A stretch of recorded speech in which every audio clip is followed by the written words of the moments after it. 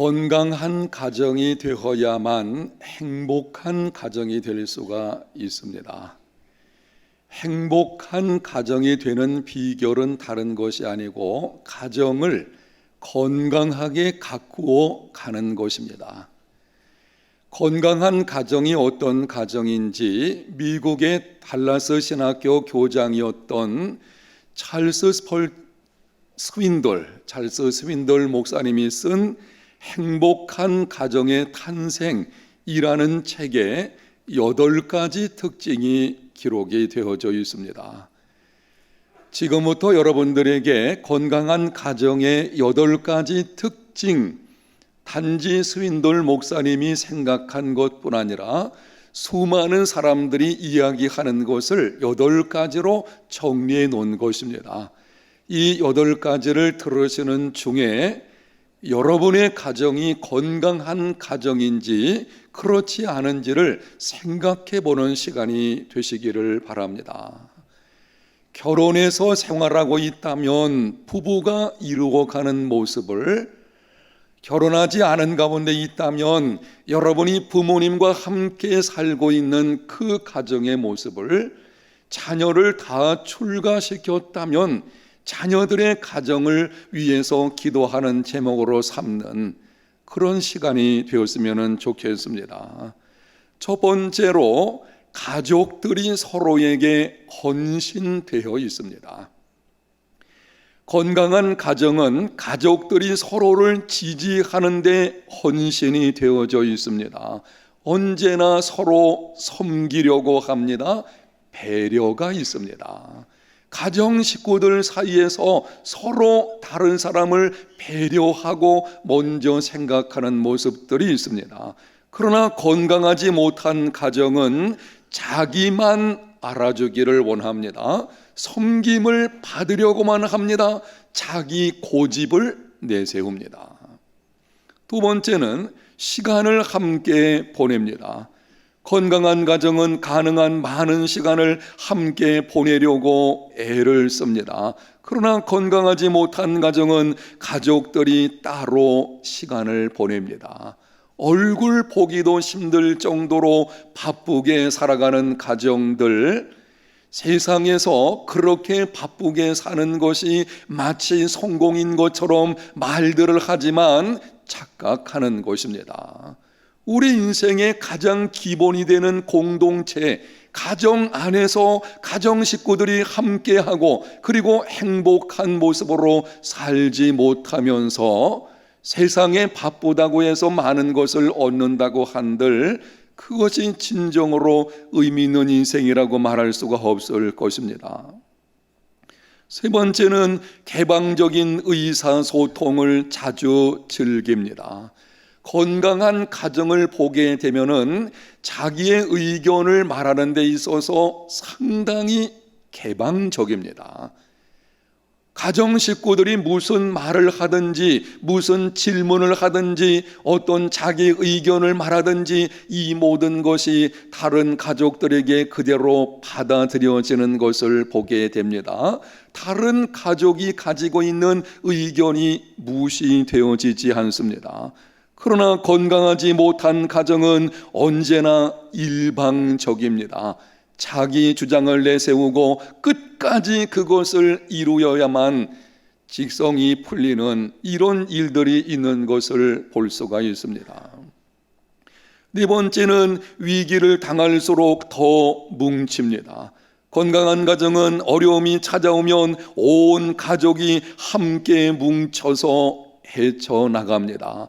혹시 그동안 갈등이 조금 있었을지 모르겠지만 기막힌 어려움이 찾아오게 되면 온 가정 식구들이 한마음이 되어서 기도하고 당면한 문제를 풀어가려고 애를 씁니다.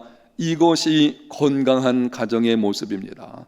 그러나 건강하지 못한 가정은 서로에게 책임을 돌리며 불평하고 원망을 합니다.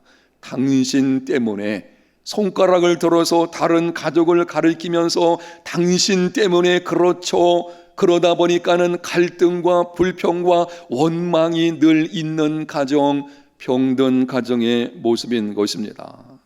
다섯 번째는 가족들이 인정과 격려를 자주 합니다.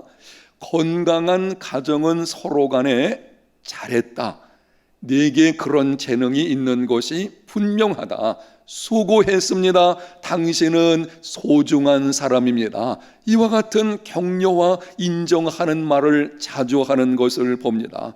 그러나 건강하지 못한 가정은 칭찬과 격려에 인색합니다. 당연시합니다. 당연한 것은 없습니다. 가족들이 그렇게 보이는 것은 나름대로 생각하고 수고하고 애쓰는 가운데 나타나는 것입니다. 그래서 마땅히 격려해야 하는 것이 옳은 것인데도 그냥 당연시하고 무관심 속에 나가는 것을 보게 됩니다. 그거는 건강하지 못한 것입니다. 여섯 번째는 가족들이 영적인 헌신을 공유합니다. 건강한 가정은 하나님과의 관계에 우선순위를 두고 그렇게 행하도록 서로 격려합니다. 그러나 건강하지 못한 가정은 영적인 일에 무관심합니다. 육신적인 삶이 전부가 아니요, 우리는 정신적인 측면도 있고 영적인 측면도 있습니다. 영적인 측면이 우선순위가 되어야만 그 가정이 질서가 있고 건강한 가정이 이루어지게 되는 것입니다. 그런데 세상적인 가치관을 가지고 세상적인 성공에는 관심을 가지고 있으면서도 영적인 일에 무관심하고 서로 간에 아무런 세워주는 것이 없다면 건강하지 못한 가정이 되어지는 것입니다. 일곱 번째는 가족들이 서로 신뢰하며 각자 자신이 구축한 신뢰를 소중히 여깁니다. 건강한 가정을 들여다보게 되면은 서로 믿어줍니다. 남편이 아내를 믿어주고 아내가 남편을 믿어줍니다. 자녀가 부모를 믿어주고 부모가 자녀를 믿어줍니다. 서로 간에 신뢰가 있는 것을 보게 되고 그 믿음을 상당히 소중히 여깁니다. 그러나 건강하지 못한 가정은 매사에 의심이 있습니다. 도무지 믿어주려고 하지 않습니다. 사실을 사실대로 말을 하여도 믿어주지 않으니 거기서 가정의 여러 가지 문제들이 일어나게 되는 것입니다. 여덟 번째, 가족들이 자유와 은혜를 누립니다. 건강한 가정은 가족들이 가지고 있는 약점을 판단하지 않습니다. 실패를 정죄하지 않습니다. 은혜로 행합니다. 가족들을 있는 그대로의 모습을 용납합니다. 그러나 건강하지 못한 가정은 약점을 용납하지 않습니다. 뒤처지는 것을 인정하지 않고 그러다 보니 가족들 사이에 실패에 대한 두려움이 있습니다. 여러분, 한번 생각해 보십시오. 세상의 인생길을 걸어가다가 실패를 경험했다. 그러면 나의 실패한 그 마음, 어떤 면에서는 처참한 그 마음을 가장 받아주고 인정해주고 안아줘야 할 곳이 어디입니까? 가정이죠. 그런데 가정에서 실패를 용납하지 않는다면 건강한 가정이라고 할 수가 없을 것입니다.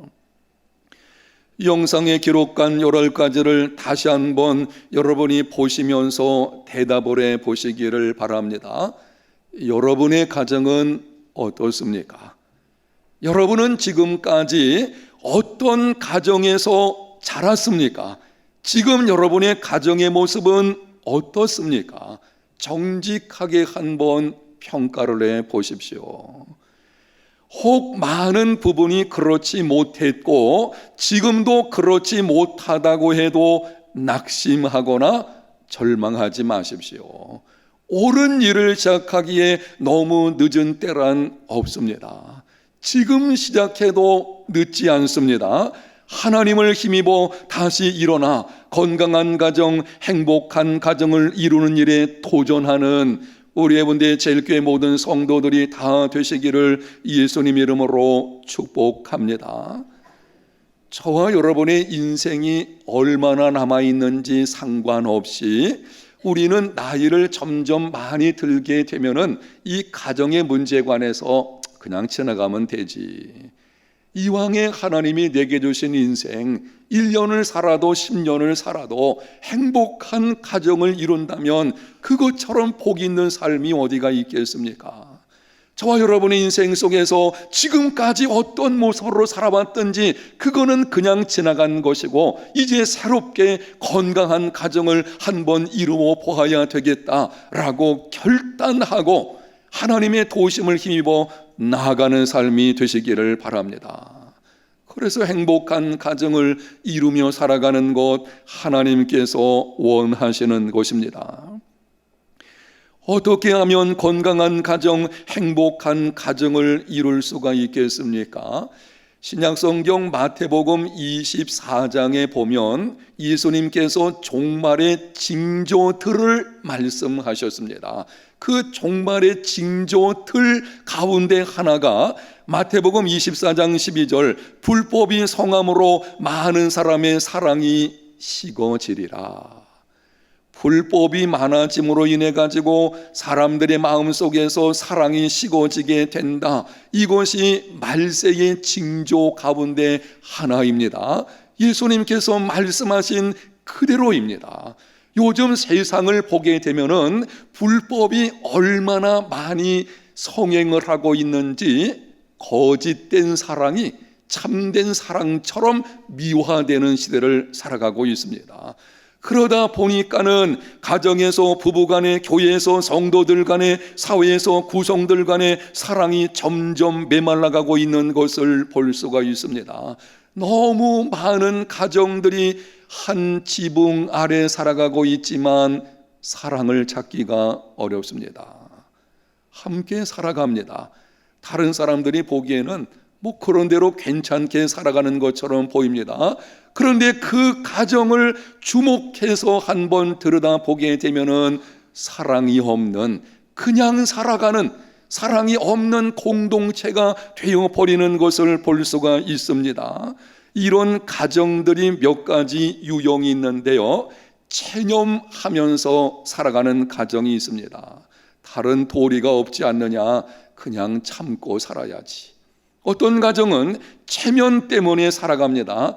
어떻게 헤어지거나 어떻게 할 수 있겠느냐, 그냥 남이 부끄러워서 살아야 되지 않겠느냐, 이 체면 때문에 살아가게 됩니다. 때로는 책임형으로 살아가는 가정이 있습니다. 자식을 위해서 십자가를 져야 하지 어떻게 하겠습니까? 오래전에, 아주 오래전의 일인데요, 누가 그것을 얘기했는지는 제가 다 잊어버려서요. 근데 한 번은 이런 얘기를 들은 적이 있어요. 남편이 너무 속을 썩이니까는 이렇게 말씀을 합니다. 목사님, 내가 자녀들 때문에 참고 있는데 자녀들이 다 결혼하고 독립하면 나 남편과 한 살 겁니다. 이렇게 사랑이 식어지고 심지어 변질되고 있는 시대 속에서 건강한 가정, 행복한 가정을 이루려면 어떻게 해야 하겠습니까? 오늘 본문에 보면 바리새인들이 예수님을 찾아와서 시험하면서 질문했습니다. 사람이 어떤 이유가 있으면 아내를 버리는 것이 옳은 일입니까? 바리새인들이 예수님을 찾아와서 이 질문을 한 이유가 있는데요. 구약성경 신명기 24장 1절에 보면 모세가 이혼에 관해서 이렇게 가르쳤습니다. 사람이 아내를 맞이하여 데려온 후에 그에게 수치되는 일이 있음을 발견하고 그를 기뻐하지 아니하면 이혼 증서를 써서 그의 손에 주고 그를 자기 집에서 내보낼 것이요. 당시 이스라엘에는 두 가지 유명한 학파들이 있었는데요. 샴마이 학파하고 힐렐 학파라는 것이 있었습니다. 이 두 학파에서 영상에서 보고 있는 이 말씀, 모세의 율법으로 준 이혼에 관한 이 말씀을 다르게 해석을 했습니다. 샴마이 학파에 속한 사람들은 수치되는 일이라고 하는 것을 아주 좁은 의미로 해석을 해가지고 부정한 일이나 간통 같은 경우에만 이혼이 허용된다, 이렇게 가르쳤습니다. 그런데 힐렐 학파에 속한 사람들은 이 말을 넓게 해석을 해가지고 남편의 기쁨이 되지 않으면 아내와 이혼할 수 있다, 이렇게 가르친 것입니다. 예를 들면 아내가 밥을 했는데 태웠어요. 그게 기분이 나쁘면 이혼할 수 있다. 가정에서 아내가 아침에 큰 소리를 해가지고 이웃 사람이 듣기에 우리 가정이 수치가 되었다, 그것이 남편의 마음에 얹지 않으면 이혼할 수 있다. 말도 안 되는 일인데 그렇게 해석을 한 것입니다. 바리새인들이 이러한 이혼 논쟁에 지금 예수님을 끌어들여 가지고는 곤경에 처하게 만들려고 하는 것입니다. 그때 예수님께서 이렇게 말씀을 하셨습니다. 4절과 5절입니다. 예수께서 대답하여 이르시되 사람을 지으신 이가 본래 그들을 남자와 여자로 지으시고 말씀하시기를 그러므로 사람이 그 부모를 떠나서 아내에게 합하여 그 둘이 한 몸이 될지니라 하신 것을 읽지 못하였느냐. 한번 따라 합시다. 읽지 못하였느냐. 이렇게 말씀하시는 것입니다. 지금 너희들이 나에게 묻는 그 질문, 그 대답을 기록되어진 성경, 이 성경에서 읽어보지 않았느냐. 예수님은 사람들이 와가지고 이혼 문제에 관해서 질문했을 때에 하나님의 기록된 말씀인 성경을 가지고 대답을 하시려는 것입니다. 그들에게는 이렇게 도전하시는 것입니다. 너희들이 사회적인 통념이라든지 세상에 유명한 어떤 학파에 속한 사람들이 말하는 것들, 그런데 근거해가지고 이러쿵 저러쿵 하려고 하지 말고 거기에 대한 답변이 기록되어진 성경에 있는 것을 읽어보지 않았느냐. 너희들이 성경에서 한번 거기에 대한 답변을 찾으라, 이렇게 말씀하시는 것입니다. 복음서를 보면 예수님께서는 어떤 질문을 받으셨든지 아니면 어떤 상황을 기록된 하나님의 말씀에 근거하여 대답을 하시고 설명을 하셨습니다. 마태복음 4장에 사탄에게 시험 받을 때에 기록되었으되 하나님의 말씀을 가지고 사탄의 접근에 대해서 시험을 이기셨습니다. 가룟 유다의 배반에 관해서도 인자는 자기에게 대하여 기록된 대로 가거니와 인자를 파는 그 사람에게는 화가 있으리로다. 기록된 대로 하나님의 말씀에 근거해서 배반당하는 사건을 해석하는 것을 볼 수가 있습니다. 바리새인들과 서기관들이 외식을 했는데요, 그 외식한 것에 관해서도 이렇게 말씀을 했습니다. 기록하였으되 이 백성이 입술로는 나를 공경하되 마음은 내게서 멀도다. 기록된 성경 말씀, 바로 그것이 예수님의 삶의 기준이었습니다. 예수님을 믿는 저와 여러분들도 이러한 삶의 기준을 따라 행하는 믿음의 걸음들이 다 되시기를 바랍니다. 우리는 인생길에서 많은 문제들을 만나게 됩니다. 건강 문제, 낙태 문제, 환경 문제, 정치, 경제, 사회, 교육의 문제 등등 이러한 문제들을 어떻게 풀어가야 하겠습니까? 특히 가정과 관련된 심각한 문제들이 있는데요. 부부간의 별거, 이혼, 계약 결혼, 동성애, 사생아 증가, 노인 학대, 이러한 사건들 끊임없이 우리 주변에서 일어나고 있는 것을 보게 되는데 이런 것들을 어떻게 풀어가야 하겠습니까? 예수님께서 말씀을 하십니다. 읽지 못하였느냐? 성경 말씀에 근거해서 그것을 풀어가라고 하시는 것입니다. 사회적인 통념이나 이념, 어떤 전통, 이런 것이나 혹은 어떤 사람이 유명하다고 해서 그 사람이 말한 것, 이런 것이 삶의 기준으로 삼는 것이 아니라 오직 성경 말씀, 이 성경 하나님의 말씀이 여러분의 삶의 기준이 되어지는 우리의 운대 제일교회 성도들이 다 되시기를 바랍니다. 가끔 나라에서도 이상하고 심각한 일들이 일어나는 경우들이 있습니다. 기막힌 사건들이 있죠. 이전에 대통령 탄핵 사건이라든지 오래전에 광주 민주화 운동의 문제라든지 혹은 세월호 사건이라든지 이런 일이 있게 되면은 자꾸 사람들이 이념적으로 접근하는 것을 보게 됩니다. 세상 사람들은 그럴 수 있을 것입니다. 그러나 예수 믿는 하나님의 자녀들은 이념적으로 나는 우쪽에 있느니 좌쪽에 있느니 그런 식으로 접근할 것이 아니라 성경 말씀에 어떻게 기록되어져 있는지 하나님의 공의, 하나님의 사랑을 따라서 그 모든 것을 바라보는 삶이 되어야 하는 것입니다. 그렇지 않으면 믿음 생활이 엉뚱한 모습으로 나타나게 되는 것입니다. 여러분의 전삶 인생길에 다가오는 많은 문제들, 그 문제들에 대해서 하나님의 기록되어진 이 말씀을 통해서 해석하고 풀어갈 수 있는 이러한 삶이 꼭 되시기를 바랍니다. 여러분, 그렇다면 건강한 가정을 이루려면 성경에 어떻게 기록이 되어 있습니까? 건강한 가정을 이루어서 행복한 가정생활을 해야 되겠다. 여기에 대해서 성경이 무엇이라고 말씀을 합니까? 오늘부터 이 성경에서 말씀하는 이 가정의 생활의 문제를 여러분에게 드리게 될 것입니다. 4절에 이렇게 기록을 합니다.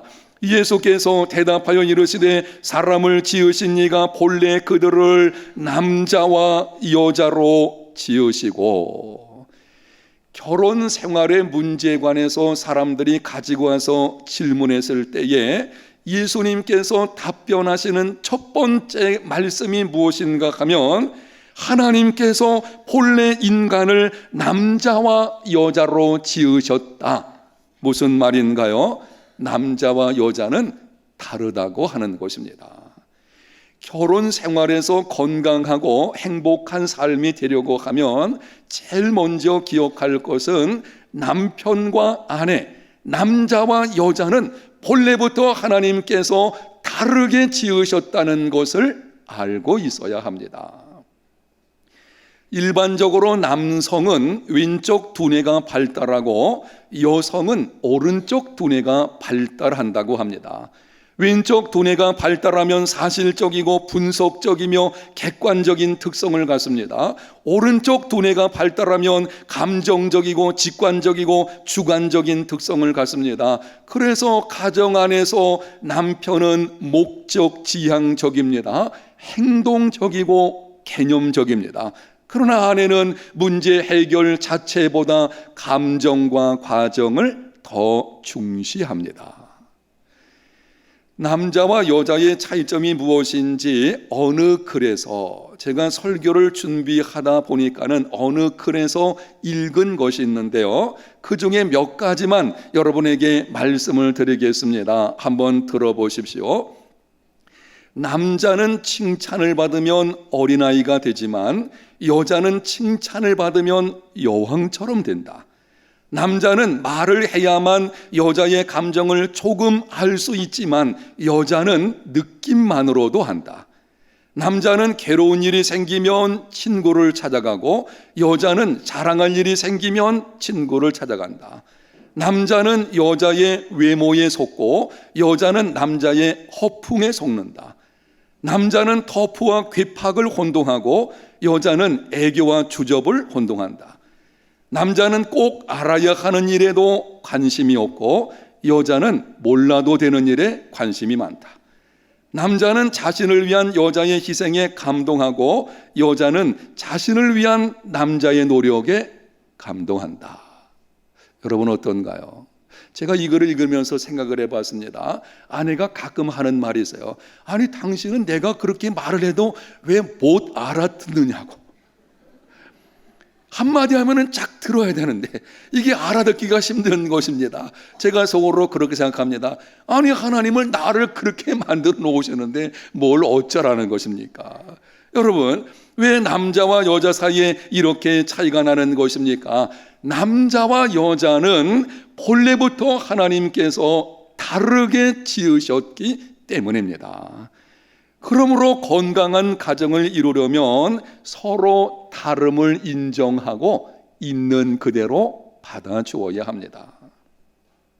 제가 우리 교회에서 수많은 결혼식 주례를 했는데요, 결혼식 주례할 때 반드시 하는 말이 있습니다. 이 말씀은 제가 빼놓지 않습니다. 신랑 신부에게 이렇게 권면합니다.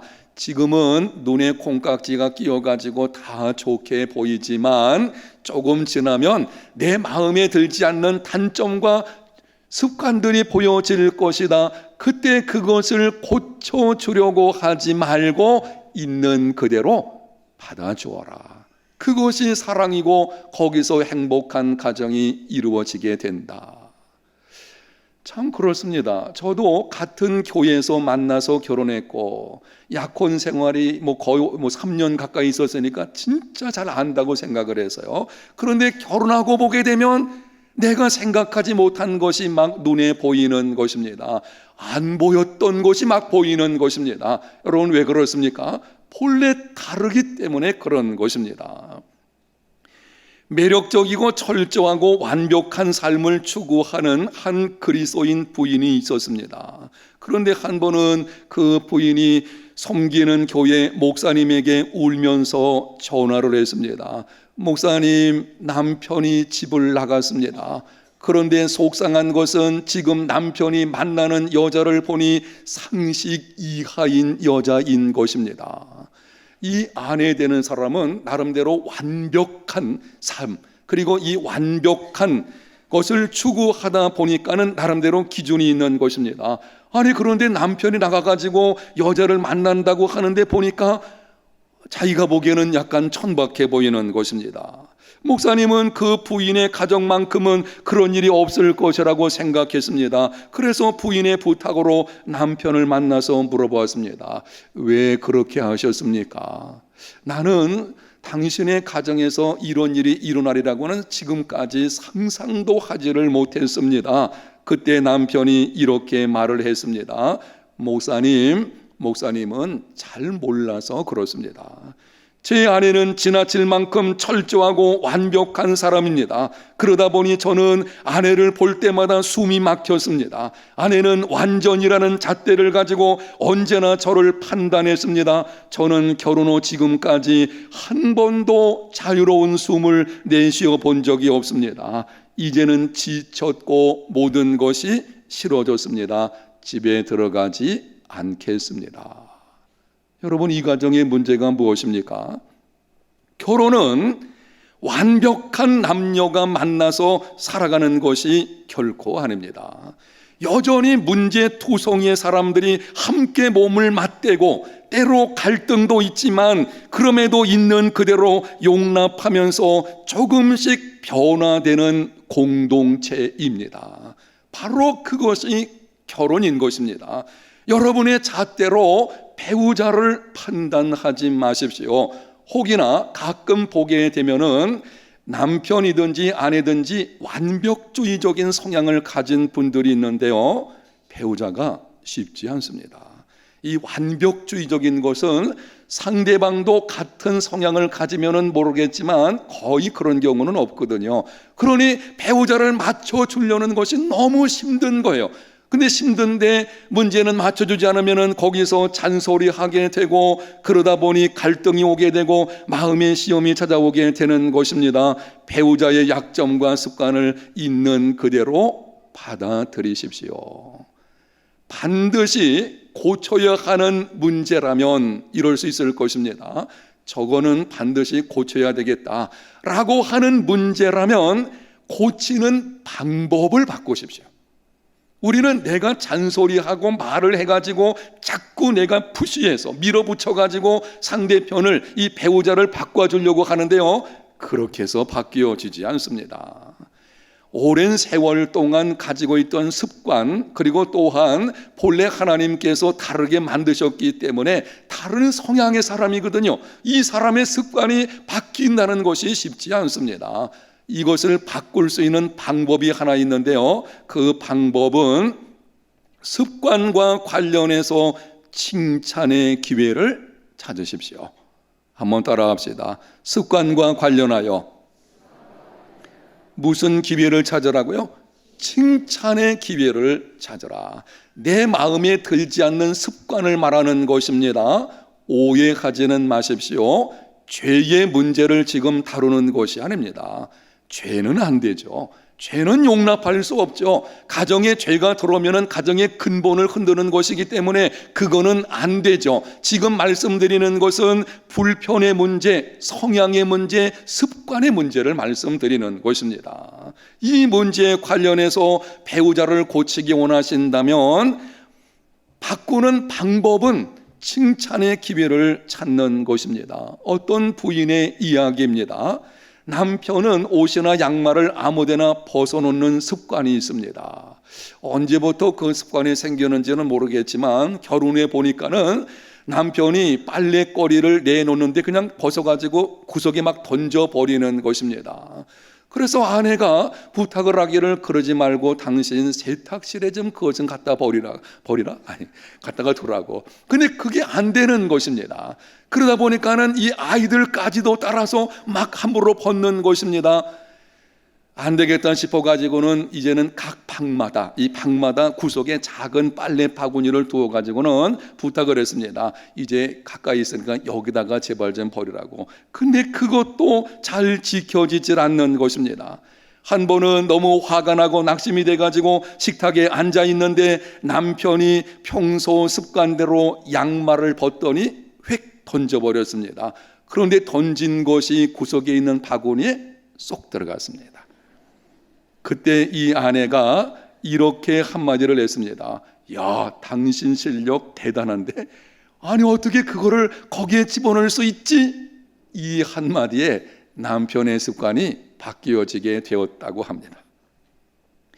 모든 사람에게는 인정을 받고 싶은 욕구가 있습니다. 그런데 잔소리에는 비난이 담겨져 있고 목소리도 신경질적입니다. 저는 잔소리를 들어봤는데요, 이 잔소리 하는 사람들이 말하는 것을 들어보게 되면 부드럽게 말하는 사람이 없습니다. 아, 그렇게 하면 안 되고요, 여보 이렇게 해야 되죠. 이거는 혹시 처음에 할까 말까지 쉽지 않거든요. 잔소리를 들어보게 되면 그 속에는 뭔가 뼈가 있고 비난이 숨겨져 있고 그리고 목소리도 신경질적입니다. 그러다 보니 잔소리를 듣는 순간 상대방은 자신을 무시하는 것으로 느껴지게 됩니다. 방어적이고 회피하거나 공격적이 되어버립니다. 배우자를 고치고 싶다면 전략을 바꾸십시오. 잔소리하거나 비난하는 대신에 조금이라도 잘하거나 노력하는 것을 찾아서 칭찬하고 격려하십시오. 지금까지 여러분이 이 방법을 사용하지 않았다면 이렇게 할 때에 배우자가 이상히 생각할 것입니다. 이 사람이 갑자기 왜 이러지? 그런데 그게 그렇게 생각하면서도 기분이 좋아요. 사람은 누구나 인정받으려고 하는 욕구가 있거든요. 그래서 그것을 인정해주고 격려해주고 뭔가 조금 칭찬해주면은 그 일을 더 하고 싶어하는 마음이 있게 되는 것이고, 그러므로 인해서 습관이 조금씩 변화가 이루어지게 되는 것입니다. 이런 말이 있습니다. 칭찬으로 바꿀 수 없는 버릇은 어떤 것으로도 고칠 수 없다. 여러분이 다른 사람 칭찬해서 바꿀 수 없다면 다른 것 가지고는 바꿀 수 없습니다. 사랑하는 성도 여러분, 하나님께서는 남자와 여자를 본래 다르게 만드셨습니다. 또한 결혼은 20수년 이상을 다른 환경에서 다른 교육을 받고 다른 가치관 속에서 자란 남녀가 만나서 이루어지는 것입니다. 그러므로 서로 다른 것은 당연한 것입니다. 한 번 더 따라합시다. 다른 것은 당연하다. 당연한 거예요. 왜 나랑 저렇게 다를까? 다른 것이 당연한 것입니다. 배우자를 나처럼 만들어 놓으면 결혼 생활이 행복할 것으로 생각하지 마십시오. 착각 중에 착각은 무엇인가 하면 배우자를 나처럼 만들려고 하는 것입니다. 아니에요. 다름을 인정하고 용납할 때에 행복이 찾아오게 되는 것입니다. 배우자가 나와 다른 것은 옳고 그름의 문제가 아니고 성향의 문제인 것입니다. 다른 것은 옳고 그름의 문제가 아니에요. 이거는 진리 문제가 아닌 것입니다. 그냥 나와 다른 것뿐입니다. 그래서 그것을 받아주어야 하는 것입니다. 있는 그대로 받아들이십시오. 그때의 건강한 가정, 행복한 가정이 될 수가 있습니다. 옳은 일을 시작하기에 너무 늦은 때는 없습니다. 지금 시작해도 늦지 않습니다. 오늘 말씀의 순종함으로 말미암아 건강한 가정, 행복한 가정, 우리 해운대 제일교회 모든 가정들이 되시기를 예수님 이름으로 축복합니다.